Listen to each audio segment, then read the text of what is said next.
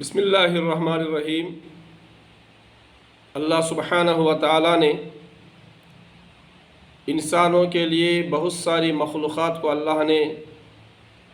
انسانوں کے لیے مخلوقات کو تابع کیا ہے۔ جانور بھی ہیں، پرندے بھی ہیں، اور اس میں سے ایک پرندہ جس کا نام ہدہد پرندہ ہے۔ حضرت سلیمان علیہ السلام بہت بڑے پیغمبر گزرے ہیں، جن کو اللہ سبحانہ و تعالیٰ نے نبی ہونے کے ساتھ ساتھ بادشاہ بھی بنایا تھا۔ ان کی حکومت انسانوں پر، جنات پر اور تمام جانداروں پر تھی۔ وہ سب کی زبان جانتے تھے اور ان کی زبان میں ان سے بات چیت کرتے تھے۔ اللہ تعالیٰ نے تمام انسانوں، تمام جنات، جانوروں اور ہواؤں کو ان کے تابع کر رکھا تھا۔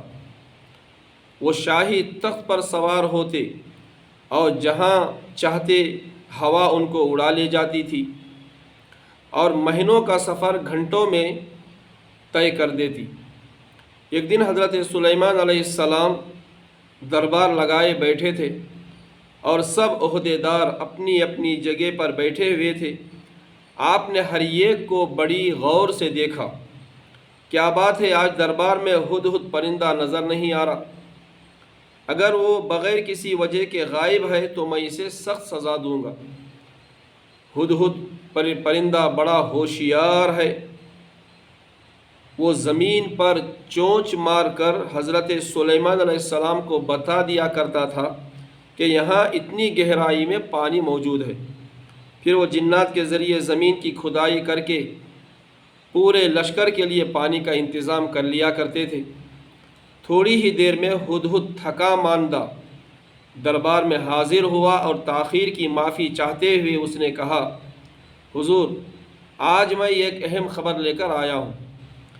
وہ یہ کہ بلقیس نام کی ایک عورت یمن کے علاقے سبا پر حکومت کرتی ہے، جس کو اللہ نے بڑا ملک اور ہر قسم کی دولت سے نوازا ہے۔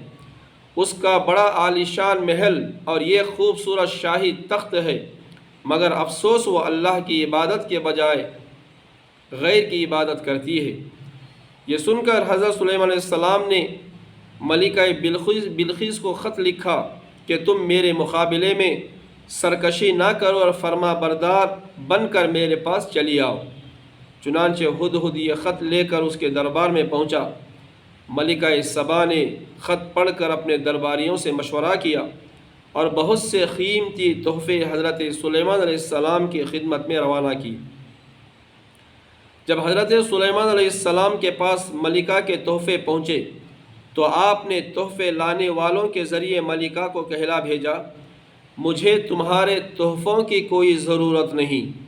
میں تمہیں حکم دیتا ہوں کہ تم غیر کی عبادت کو چھوڑ کر ایک اللہ پر ایمان لاؤ اور اسی کی عبادت کرو، ورنہ میں ایک بڑا لشکر لے کر تمہارے ملک پہنچوں گا اور تمہیں ملک سے باہر نکال دوں گا۔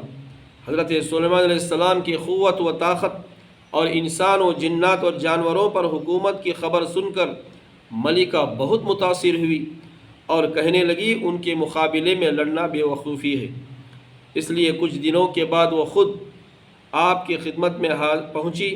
حضرت سلیمان علیہ السلام نے اس کی بڑی عزت اور مہمان نوازی فرمائی اور ایک اللہ پر ایمان لانے کی دعوت دی۔